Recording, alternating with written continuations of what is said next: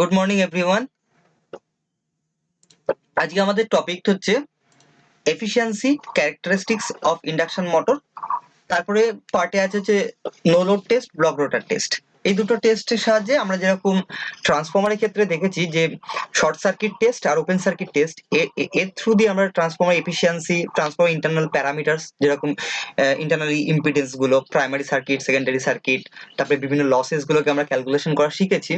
Similar ওয়েতে no load test আর block রোটার টেস্টের সাহায্যে আমরা ইলেকট্রিক্যাল ইন্ডাকশন মোটরের বিভিন্ন প্যারামিটারস গুলোকে বার করতে শিখবো। এখান থেকে আমরা এফিশিয়েন্সি ক্যালকুলেশন করা শিখবো, বিভিন্ন লসেস গুলোকে আমরা বার করতে পারবো। তো আজকে প্রথমে আমরা জাস্ট ওভারঅল একটা আইডিয়া নেব যে বেসিক্যালি পাওয়ারটা কিভাবে ফ্লো হয়, ইনপুট পাওয়ারটা আস্তে আস্তে কিভাবে সেটা ফাইনালি আমরা শ্যাফটে গিয়ে পাই, হ্যাঁ, আর কোথায় কোথায় বিভিন্ন স্টেজে যে লস গুলো হতে থাকে সেটা আমরা দেখতে থাকবো। তো এখানে থিওরিটা আমি চাইবো যে মোস্ট অফ অল স্টুডেন্ট আমি ফলো করে দেখছি যে তোমরা বাড়িতে থিওরিটা পড়ছো না, তোমরা ভিডিওটা দেখছো কিন্তু বইয়ের সঙ্গে ইন্টারঅ্যাক্ট করছো না। তো আমি আজকে কিছুটা এখান থেকেও পড়তে থাকবো নিজে, যাতে তোমাদেরকে লাইন বাই লাইন বুঝিয়ে দেওয়া যায়। যাদের প্রবলেম আছে তারা অবশ্যই কমেন্ট করবে যে কিরকম কিরকম হেল্প হলে তোমাদের ভালো হবে, কোন জায়গায় ভিডিও পার্টের প্রবলেমস হচ্ছে সেগুলো আমাকে বলতে থাকবে, ঠিক আছে, ফিডব্যাক দেবে। আম, তো আজকে ফার্স্ট আমি শুরু করছি যে পেজ নাম্বার 134, পেজ নাম্বার 134-এ এটা আছে। দেখো বলছে যে when the three phase induction motor is running at no load, মানে যখন ইন্ডাকশন মোটরের সঙ্গে কোনো লোড কানেক্ট করা হয়নি, the slip has a value very close to zero. তাহলে স্লিপ যেটা মোটরের সেটা কি হচ্ছে, ক্লোজ টু জিরো। স্লিপ কি হয় মোটরের, আমরা জানি মোটরের স্লিপ 1 থেকে 0-এর মধ্যে মানটা থাকে। তো শুরুতে স্লিপের মান যখন মোটরটা ঘোরে না তখন স্লিপের মান 1 হয় সবচেয়ে বেশি। আস্তে আস্তে মোটর যত স্পিড আপ করতে থাকে তখন স্লিপ কমতে থাকে, সেগুলো পয়েন্টে আসতে থাকে, তাই তো। আস্তে আস্তে আস্তে আস্তে আস্তে ভ্যালুটা খুবই কমে যায়, এবং সেটাকে আমরা স্লিপকে দু রকম ভাবে বলি। একটা ফ্র্যাকশনাল ভাবে বলি, মানে ভগ্নাংশ আকারে দেখানো, মানে পয়েন্টের থ্রু দিয়ে আমরা যখন বলছি, আর না হলে ওই টোটাল পয়েন্ট ভ্যালুটাকে যখন আমরা 100 দিয়ে গুণ করি তখন সেটা পার্সেন্টেজে কনভার্ট হয়ে যায়। তো স্লিপ দু রকম ভাবে বলতে পারি, আমরা পার্সেন্টেজেও বলতে পারি। তাহলে শুরুতে স্লিপ 100% থাকে, আস্তে আস্তে স্পিড আপ করার সাথে সাথে পার্সেন্টেজটা কমতে কমতে কমতে কমতে অনেকটাই কমে যায়, তাই তো। 2%, 3%, যত স্লিপ কম হবে তার মানে আমরা এটা থেকে এটা বুঝতে পারবো যে মোটরটা কি হচ্ছে, তার সিনক্রোনাস স্পিডের তত কাছাকাছি ঘুরছে। The torque development in the motor is to overcome the rotational losses consisting of frictional and windage. তাহলে দেখো এখন মোটরটা নো লোডে ঘুরছে, তাহলে এই সময় যে পাওয়ারটা নিচ্ছে বেসিক্যালি মোটরটা, এই পাওয়ারটা কি হচ্ছে, এটা নিশ্চয়ই এর সঙ্গে তো কোনো লোড লাগানো নেই, তাহলে আমাদেরকে কোনো আউটপুট পাওয়ার দিচ্ছে না, তাহলে আউটপুট হচ্ছে আমরা শূন্য ধরে নেবো। শ্যাফটটা ঘুরছে কিন্তু সেই শ্যাফট দিয়ে তো আমরা কোনো কিছু চালাচ্ছি না, কোনো মেশিনকে চালাচ্ছি না, তাহলে আমরা তার থেকে কোনো পাওয়ার নিচ্ছি না। কিন্তু মোটরটা ইনপুটের সঙ্গে কানেক্ট আছে, ইনপুট থেকে একটা এনার্জি কনজিউম করছে, সেই এনার্জিটা দিয়ে সে কি করছে, সেই এনার্জিটাকে নিয়ে সে ব্যয় করছে, খরচ করছে। সেটা কি, একটা হচ্ছে তার ফ্রিকশনাল লস, মানে যে ইন্টারনালি যে বিয়ারিংস এর ভেতরে, উইন্ডের ভেতরে যে সমস্ত লস গুলো আছে বা ফ্রিকশনাল লস আছে সেগুলোকে কি করছে, ওভারকাম করছে এই পাওয়ারটাকে ব্যয় করে। সেকেন্ডলি উইন্ডেজ, মানে বাতাসের মধ্যে যে রোটারটা ঘুরছে, শ্যাফটটা ঘুরছে, বা অক্সিলারি যে সুইচিং অ্যারেঞ্জমেন্ট গুলো আছে তারাও তো ঘুরছে, তো তারা যে বাতাসের মধ্যে যে বাধাটা তৈরি করছে, সেই বাধাটার সম্মুখীন হচ্ছে, সেই বাধাটাকে অতিক্রম করতে এনার্জিটা ব্যয় হয়ে যাচ্ছে, ঠিক আছে। এবার মোটরে এই পাওয়ারটা আরো দু জায়গায় ব্যয় হচ্ছে। কোথায় ব্যয় হচ্ছে না, এই ইনপুট যে পাওয়ারটা সেটা হচ্ছে মোটরের, দেখো একটা লাইন এখানে আছে, the input power to the motor is to overcome stator iron loss and stator copper loss. তাহলে স্টেটারের ভেতরে যে আয়রন লসটা হচ্ছে, আয়রন লস হচ্ছে একটা কনস্ট্যান্ট লস। আয়রন লস মানে তোমরা জানো যে কোরের ভেতরে যে লসটা হয় যাকে কোর লসও বলা হয়। তো আয়রন লসের দুটো পার্ট আছে, একটা এডি কারেন্ট আর একটা হিস্ট্রেসিস। তাহলে এই লসের জন্য একটা এনার্জি ব্যয় হয়ে যাচ্ছে। আয়রন লস শুরুতেও যেরকম থাকে, মোটর যখন ফুল লোড, হাফ লোড, যে কোনো লোডের লোডিং অবস্থায় থাকুক না কেন, আয়রন লসটা একটা কনস্ট্যান্টলি একটা লস হতেই থাকে ইলেকট্রিক্যাল মেশিনের ভেতরে, যেমন হচ্ছে আমাদের ট্রান্সফরমার বা এক্ষেত্রে হচ্ছে আমাদের ইলেকট্রিক্যাল মেশিনের মধ্যে মোটর। তো এখানে কি হচ্ছে, একটা এডি কারেন্ট আর হচ্ছে হিস্ট্রেসিস লস, মানে আয়রন লস বা কোর লস, সেটা কিন্তু হচ্ছে এই ইনপুট পাওয়ার থেকেই। আর একটা লস সেটা হচ্ছে কপার লস। কপার লস কোথায় কোথায় হতে পারে, কপার লস দু জায়গায় হতে পারে। এক হচ্ছে স্টেটারে, আরেকটা হচ্ছে রোটারে, কারণ রোটারি ইন্ডাকশন হচ্ছে, রোটারের ভেতর দিয়েও কারেন্ট ফ্লো করছে।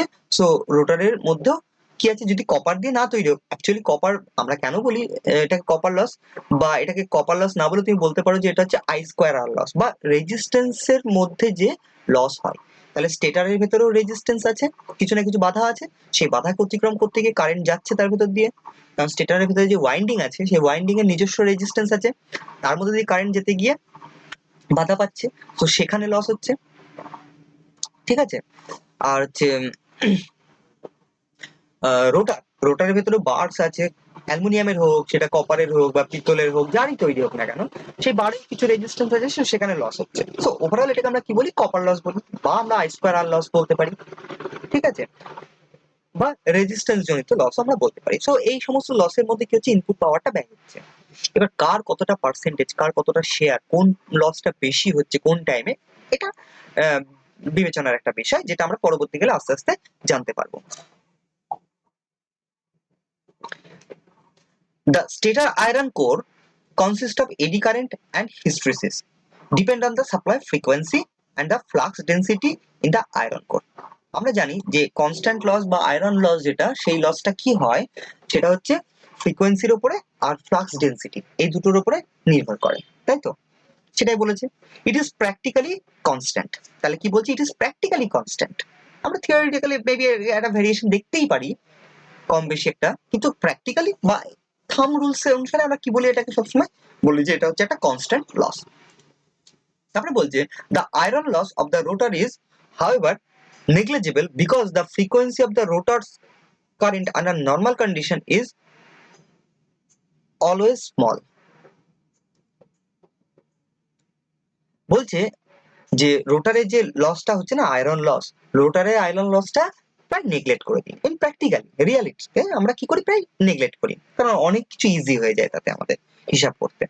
কেন না, কারণ রোটার দিয়ে যখন নো লোডে চলছে না, মোটরটা প্রায় সিনক্রোনাস স্পিডে মানে কাছাকাছি চলছে, রোটার দিয়ে অনেক লো ফ্রিকোয়েন্সিতে অনেক লো অ্যামাউন্ট বা ভেরি স্মল অ্যামাউন্টের কারেন্ট একটা ফ্লো করতে থাকে, এবং তার ফলে ওই কোরের মধ্যে যে ফ্লাক্সের পেনিট্রেশন, যার জন্য বাধা তৈরি করা, সেগুলোতে অনেক কমে যাচ্ছে।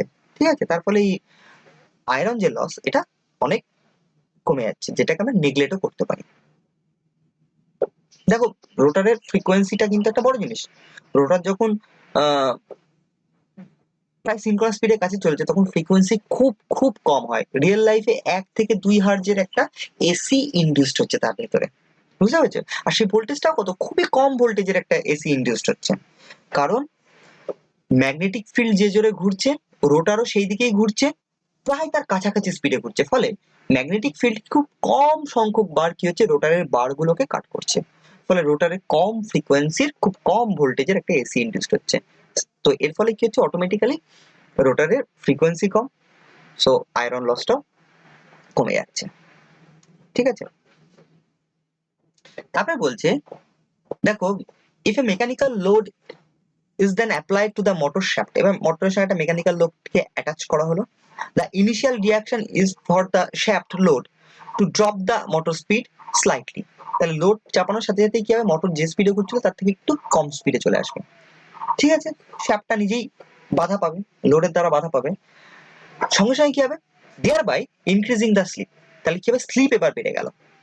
একটু আগে স্লিপ কি ছিল, খুব কম ছিল না, যখন সিনক্রোনাস স্পিডের কাছে ঘোরে তখন স্লিপ কি হয়, স্লিপ খুব কমে যায়, পার্সেন্টেজও খুব কম, আবার ফ্র্যাকশনে দেখতে গেল 0.04 0.03 এরকম পার্সেন্ট চলে আসে, মানে ফ্র্যাকশনে চলে আসে মান স্লিপের। কিন্তু লোড চাপানোর সাথে সাথেই মোটরের স্পিডটা কি হয়ে গেল, রোটারের কমে গেল, সঙ্গে সঙ্গে স্লিপ কি হয়ে গেল, ইনক্রিজ করে গেল, স্লিপটা বেড়ে গেল। স্লিপ বাড়ার সাথে সাথে কি হবে, the increase slip subsequently causes I2 to increase, মানে রোটারের ভেতর দিয়ে যে কারেন্টটা ফ্লো করছে, I2 মানে হচ্ছে রোটার কারেন্ট, সেই কারেন্টটা কি হচ্ছে, অটোমেটিক্যালি বেড়ে যাচ্ছে। that value which when inserted into the equation for the torque calculation, তো টর্কের ক্যালকুলেশনে আবার ফিরে আসি। টর্কের আমরা বহু রকম রূপ দেখি, এটা পুরো বেসিক একটা রূপ যে আমরা টর্কের জানি, যে টর্কের ক্ষেত্রে কি বলা হয়, যে টর্ক হচ্ছে নির্ভর করে হচ্ছে কি একটা কনস্ট্যান্ট, যেখানে টর্ক প্রপোর্শনাল টু হচ্ছে ফ্লাক্সের সঙ্গে, ফ্লাক্স অফ দ্য স্টেটার, স্টেটারের মধ্যে দিয়ে যে ফ্লাক্স গুলো প্রবাহিত হচ্ছে, স্টেটার যেটা তৈরি হচ্ছে সেই ফ্লাক্স, স্টেটরের ফ্লাক্স ইনটু হচ্ছে রোটার দিয়ে যে কারেন্টটা প্রবাহিত হচ্ছে, ঠিক আছে, সেই কারেন্টটা, আর হচ্ছে পাওয়ার ফ্যাক্টর কস থিটা, এই পাওয়ার ফ্যাক্টরটা কারণ রোটারের পাওয়ার ফ্যাক্টর, এই তিনটে জিনিসের উপরে কি হয়, টর্ক নির্ভর করে। এর sufficient torque to provide a balance of power to the load. দেখো এখানে যেহেতু I2 কারেন্টের সঙ্গে কি সমানুপাতিক না টর্ক, তাহলে যেই মোটরের স্পিড কমে যাবে সঙ্গে সঙ্গে কারেন্ট বৃদ্ধি পেয়ে যাচ্ছে I2 বৃদ্ধি পেয়ে যাওয়া মানে সঙ্গে সঙ্গে টর্কও বৃদ্ধি পাচ্ছে। এই টর্কটা কি করবে, এই টর্কটা মোটরটা যে শ্যাফটের স্পিড কমে গেছিল সেটাকে আবার ইনক্রিজ করতে সাহায্য করবে, ফলে আবার একটা পার্টিকুলার একটা একটু বেশি স্পিডে নিয়ে চলে যাবে মোটরটাকে, বুঝলে তো। লোড যেরকম সেই রকম গিয়ে কি হয়, মোটরটা স্পিডে চলতে থাকে, একটা একটা রেঞ্জের মধ্যে কি হয়, তার স্পিডটা ভ্যারি করতে থাকে লোডের উপরে ডিপেন্ড করে। নো লোড তখন ম্যাক্সিমাম স্পিডে ঘুরছে, যত লোড বেশি চাপানো হচ্ছে তখন স্পিড কমছে, ফুল লোডে স্পিড কম, ফুল লোডের থেকেও যদি বেশি ওভারলোডেড করা হয় তখন স্পিড আরো ফল করতে থাকে, তাই না। Thus, an equilibrium is established and the operation proceeded at a particular value of slip. ঠিক আছে, তাহলে একটা পার্টিকুলার ভ্যালুতে কি হতে থাকে না, মোটরটা স্লিপ নিয়ে চলতে থাকে। In fact, for each value of load horsepower requirement, there is a unique value of slip. তার মানে দেখো এখানে বলছি যে একটা নির্দিষ্ট স্লিপে কি হয়, আমরা একটা এরকম হর্স পাওয়ার পেতে থাকি। স্লিপ, একটা পার্টিকুলার স্লিপের যদি সংখ্যা বলো যে এত স্লিপ, অমুক স্লিপ অমুক স্লিপ, কোনো পার্টিকুলার মোটরের জন্য সেই স্লিপের মানগুলোর সঙ্গে কি হয় না, একটা তার হর্স পাওয়ার কি থাকে, রিলেটেড থেকে যায়। Once the slip is specified, then the power input, the rotor current, the developed torque, the power output and the efficiency are all determined. কি বললো, যখন তুমি একটা মোটরের স্লিপকে বলে দেবে, যখন এই পার্টিকুলার একটা স্পেসিফিক মোটরের একটা স্লিপকে যখনই তুমি ডিটারমাইন করে নেবে যে এই স্লিপ নিয়ে ঘুরছে, স্লিপটা এখানে ইম্পর্টেন্ট। আমরা বলি যে স্লিপ মানে কি, স্লিপ মানে হচ্ছে ওই স্লিপে থাকার জন্য মোটরের একটা কনস্ট্যান্ট স্পিডও দরকার, ওই স্পিডটাই দরকার। যখন তুমি একটা স্পিডকে ডিনোট করে দিচ্ছ, সে একটা 4 পোলের এসি মোটর 50 হার্টজ সাপ্লাই চলছে, তাহলে তার সিনক্রোনাস স্পিড 1500। এবার মোটরটা আমি বলে দিলাম যে ফুল লোডে সে কি চলছে, 1420 তে চলছে, 1420 আরপিএম। এখান থেকে তাহলে ইজিলি আমরা 80 আরপিএম কি আছে, তার ডিফারেন্স আছে, 80 ডিভাইডেড বাই 1500, এটা করলে পরে আমরা তার ইনটু 100 করলে স্লিপ জানতে পারবো। তো এই পার্টিকুলার স্পিড যদি 1420 বলো বা ওই পার্টিকুলার ভাগ করে যে স্লিপের মানটা বেরোচ্ছে সেই স্লিপের মানটা বলো, যেটাই বলো না কেন, তার থেকে আমরা ওই মোটরটার কি কি জিনিসকে নির্ধারিত করে ফেলতে পারবো, সেটা হচ্ছে ইনপুট পাওয়ার, সে কতটা পাওয়ার নেবে, তার রোটার দিয়ে কতটা কারেন্ট যাবে, তাতে তাতে কতটা টর্ক ডেভেলপ হচ্ছে সেই মুহূর্তে, তারপরে মোটরটার আউটপুট এন্ড এফিসিয়েন্সি, মোটরটা কতটা শ্যাফটে পাওয়ার দেবে, ইনপুট যতটা নেবে ততটা নিশ্চয়ই আউটপুট দেবে না, শ্যাফটে দেবে না, তাই না, শ্যাফটে ততটা পাওয়ার দেবে না। সেই পাওয়ারটা আমরা জানতে পেরে যাবো যে শ্যাফটে কতটা আউটপুট দিচ্ছে, আবার ইনপুট কত নিচ্ছে সেটাও জানতে পারবো। আর এর ফলে কি, ইনপুট আউটপুট জানতে পারলে আমরা এফিসিয়েন্সি জানতে পারবো। এগুলো সব কি করতে পারবো, আমরা ডিটারমাইন করতে পারবো। তাহলে আমাদের স্লিপ জানা বা পার্টিকুলার কোন স্পিডে ঘুরছে সেটা জানা আমাদের খুব important. The power flow diagram, sorry এখানে চলে আসলো জিনিসটা, তোমরা একটু দেখে নাও। The power flow diagram in a statement form is shown in the figure 1। ঠিক আছে, তো ফিগার 1 এ একটা ডায়াগ্রাম দেখানো হয়েছে, আমরা বলছি, দাঁড়া একটুখানি জাস্ট এই লাইনগুলো শেষ করে নিই। Note that the loss quantities are placed on the left side, বাঁ দিকে লস কোয়ান্টিটিস গুলোকে রাখা হয়েছে of the following points and figure 2, 2 number figure, যেখানে ইকুয়েশন গুলো দেখানো হয়েছে, 2 নম্বর ফিগারটা ঠিক নিচে আছে তোমাদের, আমার এই পার্টিকুলার যেটা স্ক্রিনে তোমরা দেখতে পাচ্ছ তার নিচে আছে, তো চিন্তা নেই, আমরা দেখতে পারবো একটু পরেই। তো 2 নম্বর ফিগার কি বলছে, is the same power flow diagram but not expressed in the term of all the appropriate relationship needs to compute the performance। তো এখানে দুটো চার্ট, এবার আমরা এই চার্টে আসি। এই চার্টে আসলে দেখো আমরা যেটা দেখতে পাচ্ছি সেটা হচ্ছে, দেখো ইলেকট্রিক্যাল ইনপুট পাওয়ার, ঠিক আছে, কতটা পাওয়ার ইনপুট থেকে নিল, মানে 3 ফেজ হোক সিঙ্গেল ফেজ সাপ্লাই হোক, ওই মোটরটা যে পাওয়ারটা নিচ্ছে, এই পাওয়ারটা কি দিয়ে মাপবো, আমরা কি মিটার দিয়ে মাপবো, ওয়াট মিটার দিয়ে মাপবো, তাই না। কি watt meter, AC watt meter. যদি 3 ফেজ মোটর হয় তাহলে 3 ফেজ এসি ওয়াট মিটার দিয়ে মাপবো। সিঙ্গেল ফেজ হলে সিঙ্গেল ফেজ ওয়াট মিটার দিয়ে মাপবো, ঠিক আছে। এবার এই পাওয়ারটা দুটো অংশে, বড় অংশে ভেঙে গেল। একটা পাওয়ার হচ্ছে power transfer across the air gap, মানে রোটার ইনপুট পাওয়ার। মানে কি হলো, স্টেটরে পাওয়ারটা তো ঢুকেছে, স্টেটর থেকে একটা পাওয়ার কি হয়ে গেল, রোটারে চলে গেল থ্রু ইন্ডাকশন, ঠিক আছে। ইন্ডাকশনের থ্রু কি হলো, এই এয়ার গ্যাপের মধ্যে দিয়ে ক্রস করে ম্যাগনেটিক ফিল্ড গেল, সেখান থেকে ম্যাগনেটিক ফ্লাক্স গুলোকে কাট করলো রোটার কন্ডাক্টর, সেই রোটার কন্ডাক্টরের ইন্ডাকশন হলো, এবার রোটার কন্ডাক্টর শর্ট সার্কিট করা, রোটারের ভিতর দিয়ে একটা কারেন্ট ফ্লো করছে, তাহলে রোটারের ভোল্টেজ ইনটু কারেন্ট আর তার পাওয়ার ফ্যাক্টর এগুলো গুণ করলে আমরা রোটার পাওয়ার জানতে পারবো, তাই তো, ইনপুট পাওয়ার। তো স্টেটর থেকে যে পাওয়ারটা বেরিয়ে যাচ্ছে, স্টেটরের আউটপুট পাওয়ার বা স্টেটর যে পাওয়ারটা দিচ্ছে সেটাই রোটারে ইনপুট হচ্ছে, সেটাই রোটার ইনপুট পাওয়ার। তার জন্য বলেছে যে রোটারে একটা পাওয়ার ইনপুট হবে। রিমেইনিং পাওয়ারটা কি হলো, রিমেইনিং পাওয়ারটা ওই স্টেটারেই লস হলো। স্টেটারে কি লস হলো, স্টেটারে হচ্ছে কোর লস হলো। স্টেটারে কোর লস মানে স্টেটারে হিস্ট্রিসিস আর স্টেটারে এডি কারেন্ট লস হলো, ঠিক আছে। স্টেটারের হিস্ট্রিসিস আর এডি কারেন্ট এই দুটো লসই হয়ে গেল। আর একটা লস হলো স্টেটারের মধ্যে যে কপারটা আছে না, যে স্টেটারও তো একটা ওয়াইন্ডিং আছে, তারও তো একটা রেজিস্ট্যান্স আছে, তো সেই রেজিস্ট্যান্সের ভেতর দিয়ে একটা কারেন্ট যাচ্ছে, কারণ সাপ্লাই থেকে পাওয়ার নিচ্ছে মানে একটা কারেন্ট তো ফ্লো করছে সিস্টেমের ভেতর দিয়ে, স্টেটারের ভেতর দিয়ে। পরে স্টেটারে সেই পাওয়ারটা একটা বাধা পাচ্ছে ওই রোধগুলোর সামনে, তো তখন সেই রোধের মধ্যে দিয়ে কারেন্টটা যখন প্রবাহিত হচ্ছে তখন সেখানে কিছু এনার্জি ব্যয় হচ্ছে, সেটা হচ্ছে কপার লস।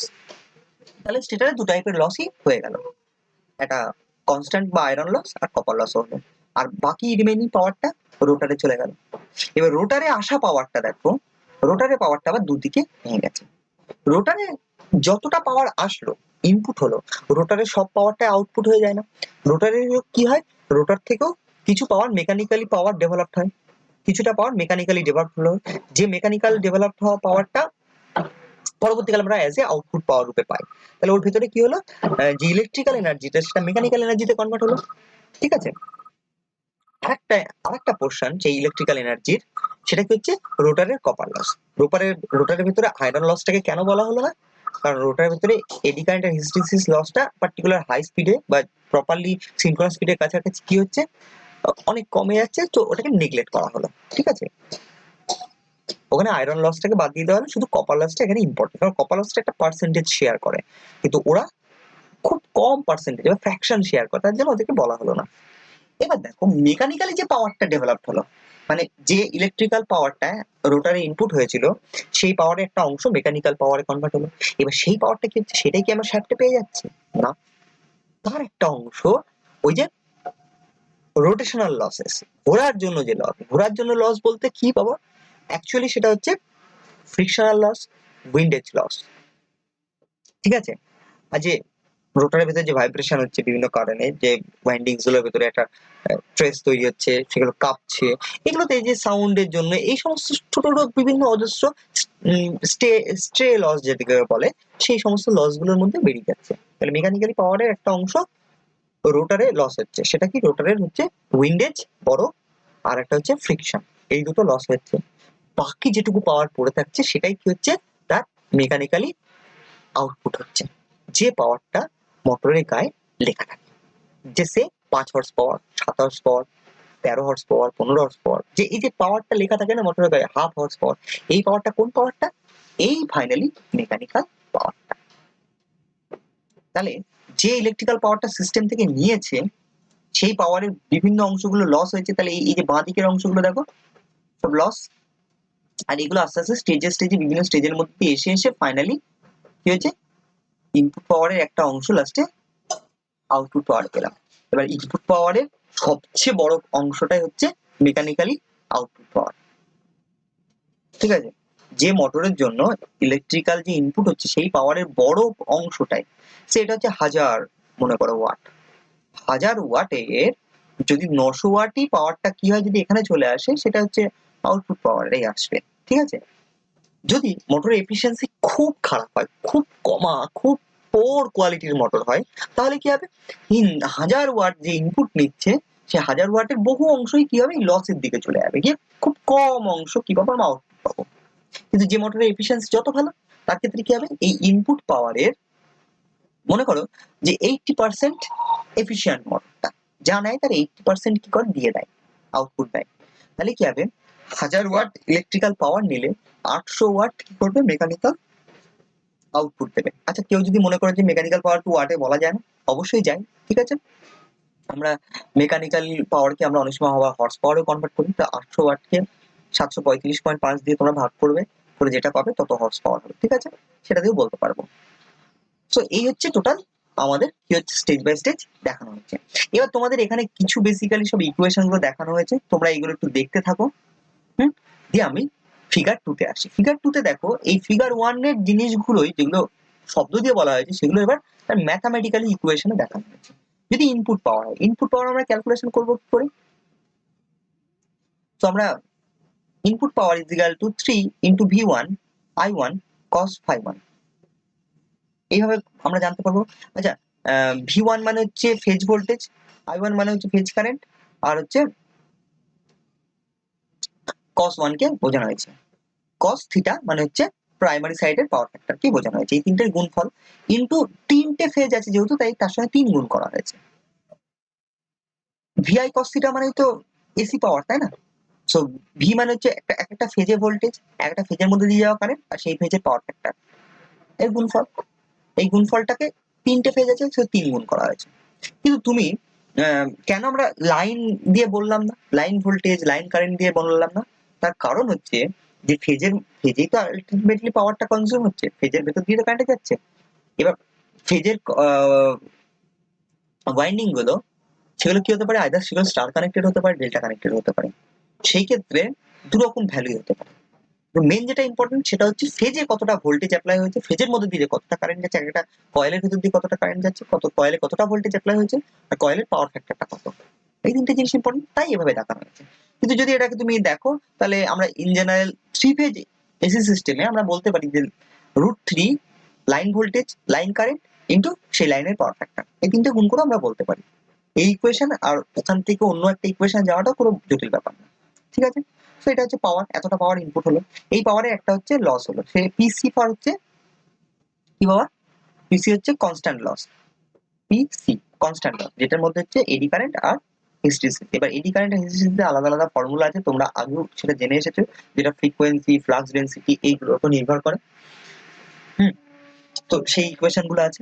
আর কি হচ্ছে না, I square R I square R I square বলতে কোন কারেন্ট না, স্টেটার দিয়ে যে কারেন্ট এসেছে এই স্টেটারের কারেন্টকে 1 দিয়ে রেফার করা হয়েছে। আর আর বলতে হচ্ছে স্টেটারের ওয়াইন্ডিং এর রেজিস্ট্যান্স, সো আর1। তো তার এইভাবে দেখানো হয়েছে তিনটে কয়েলের ভিতরে হচ্ছে বলতে তিন। আচ্ছা, এবার যে পাওয়ারটা হচ্ছে স্টেটারে গেল, স্টেটারের ইনপুট পাওয়ার, সেই পাওয়ারটা কি পিজি। সেটা মানে হচ্ছে দেখো এখানে তিনখানে ইকুয়েশন দেখানো হয়েছে। সো এটাকে তোমরা এই ইকুয়েশনটা দেখে নাও, এখানে কি বলছে যে স্টেটারের ইএমএফ ইনটু স্টেটারের মধ্যে দিয়ে যাওয়া কারেন্ট আর স্টেটারের পাওয়ার ফ্যাক্টর, এই তিনটে গুণফল এক স্টেটারে এক একটার জন্য। আর স্টেটারে তিনটে কয়েল থেকে পাওয়ার আছে, সো এখানে অবভিয়াসলি 3 গুণ হবে, ঠিক আছে। এবার এই যে পাওয়ারটা 3e2 i2 cos phi2, এই যে পাওয়ারটা, এই পাওয়ারটায় দুটো লস হচ্ছে। একটা হচ্ছে এই যে ফ্রিকশনাল যে লস হচ্ছে, সেই সেই লসটাকে এখানে দেখানো হয়েছে। রোটারের ইনপুট পাওয়ারের একটা অংশ হচ্ছে লসে যাচ্ছে, সেই লসটা এখানে দেখানো হয়েছে। আর একটা কম্পোনেন্ট কি হচ্ছে, যেটা হচ্ছে মেকানিক্যালি পাওয়ারে কনভার্ট হচ্ছে, PM for mechanical power. PM is equal to টর্কের ইকুয়েশন দিয়ে দেখে যে torque into omega into M. So এখানে দেখানো হয়েছে। আচ্ছা, এই মেকানিক্যাল পাওয়ারটা আবার দুটো ভাগে ভাগ হচ্ছে, একটা হচ্ছে কি হচ্ছে মেকানিক্যালি ডেভেলপ হওয়া পাওয়ার। ও সরি, এই পোর্শনটা আমি একটু ভুল বললাম না, এই পোর্শনটা কিন্তু অবশ্যই ইলেকট্রিক্যাল পাওয়ার। তো ইলেকট্রিক্যাল পাওয়ারের দুটো অংশ, একটা হচ্ছে মেকানিক্যালি পাওয়ারে কনভার্ট হলো, আর একটা এই অংশটা কি হবে, এই অংশটা হচ্ছে রোটারে যে লসটা হচ্ছে, ঠিক আছে। দেখো তোমাদের ছবিতে এখানে লেখা ছিল রোটার কপার লস, ঠিক আছে। তো রোটার কপার লস, আর একটা অংশ হচ্ছে মেকানিক্যালি পাওয়ার ডেভেলপড। সো মেকানিক্যালি যে পাওয়ারটা ডেভেলপড হয়েছে, ওকে। সো এই পাওয়ার গুলোর মধ্যে মেকানিক্যাল যে পাওয়ারটা তৈরি হলো, সেই পাওয়ারটা আবার দুটো অংশ ভেঙে গেল। একটা হচ্ছে ওই যে উইন্ডেজ পিডব্লিউ উইন্ডেজ, আর হচ্ছে ফ্রিকশনাল লস, সেটা এদিকে চলে গেল। আর বাকি রেস্ট অফ দা পাওয়ারটা যেটা P0 বা আউটপুট পাওয়ার, যেটা সেটা হচ্ছে যে পাওয়ারটা ডেভেলপড হয়েছে, মেকানিক্যাল পাওয়ার ডেভেলপড হয়েছে, তার সঙ্গে কি করলাম, রোটারে যে পাওয়ারটা লস হয়েছে সেই লসটা বাদ দিলেই পেয়ে গেলাম আমরা হচ্ছে আউটপুট পাওয়ার। আর আউটপুট পাওয়ার মানে হচ্ছে যে মোটরটা যে স্পিডে ঘুরছে সেই সময়কার torque into angular velocity into mass. ঠিক আছে, এই তিনটে গুণ করলে আমরা জানতে পারবো তার আউটপুট পাওয়ারকে জানতে পারবো। যেহেতু এটা মেকানিক্যালি অংশ, তাই মেকানিক্যাল এখানে ইকুয়েশন, এখানে ইলেকট্রিক্যাল কোনো প্যারামিটার দেওয়া নেই। তো আজকে ফার্স্ট ভিডিও এটা আজকের, আমি ছোট করছি, আমি আপলোড করতে থাকবো, আবার নেক্সট ভিডিওটা আমি করে তোমাদের দিচ্ছি। ঠিক আছে, সো আজকে এই পার্টিকুলার অধ্যায়টা এটা পেজ নিয়ে বইয়ের তোমাদের থার্ড সেমিস্টারের থিওরি বইয়ের 134 নম্বর পেজে আছে। তোমরা ওখানে দেখো এফিসিয়েন্সিটা নিয়ে আমরা আলোচনা করলাম, যে ইন্ডাকশন মোটরের ভেতরে কি হয়, পাওয়ারটা কোথা থেকে কোথায় এসে কিভাবে ফ্লো করে আউটপুটে আসে। তো এইভাবে আমরা যদি আবার লস গুলোকেও বার করতে পারি, আর যদি ইনপুট পাওয়ার জানতে পারি, তাহলে আমরা সেখান থেকে এফিসিয়েন্সি বার করতে পারবো। বা যদি আমরা আউটপুট জানি আর লস জানি, তাহলেও আমরা এফিসিয়েন্সি বার করতে পারবো। তো আমরা সেই উদ্দেশ্যেই যাচ্ছি। ওখানে আমরা দেখবো যে দুটো টেস্ট আছে, নো লোড টেস্ট আর ব্লক রোটার টেস্ট। ওই দুটো ভিডিও আজকে আমি আইদার দেবো, নাহলে আমি নেক্সট একটা অন্য টপিক আলোচনা করে নিয়ে ওই জায়গাটা ঢুকবো। তো আশা করি ছোট্ট ভিডিওটার মধ্যে তোমরা বুঝতে পেরেছো যে কি বলতে চাইছি আমি। যদি কোনো প্রবলেম থাকে অবশ্যই তোমরা কমেন্ট করবে, জানাবে। আর অ্যাটেন্ডেন্সটা কি করবে সবাই, অ্যাটেন্ডেন্সটা তোমরা হচ্ছে এই ভিডিওর নিচেই দিয়ে দেবে। ঠিক আছে, যে যে ভিডিওটা দেখলে সেটা তোমার নাম, রোল নাম্বারটা লিখে দিয়ে দেবে সেকশনটার সঙ্গে। ঠিক আছে, বা অ্যাটলিস্ট হচ্ছে তোমরা লিখে দাও যে এ সেকশনের কি হলে A1 A22 নাম না লিখলেও এবার তোমরা অ্যাটেন্ডেন্সটা দিয়ে দিতে পারো। ঠিক আছে, তো থ্যাংক ইউ, আজকে এইটুকুই থাকলো। আমি নেক্সট ভিডিওটা বানিয়ে আবার আপলোড করছি, তখন আমরা নেক্সট ভিডিওটা তোমরা দেখবে। আমি চাই যে ম্যাক্সিমাম স্টুডেন্ট তোমরা এটাকে ইউজ করো, ভিডিওটা দেখো। ঠিক আছে, তো থ্যাংক ইউ।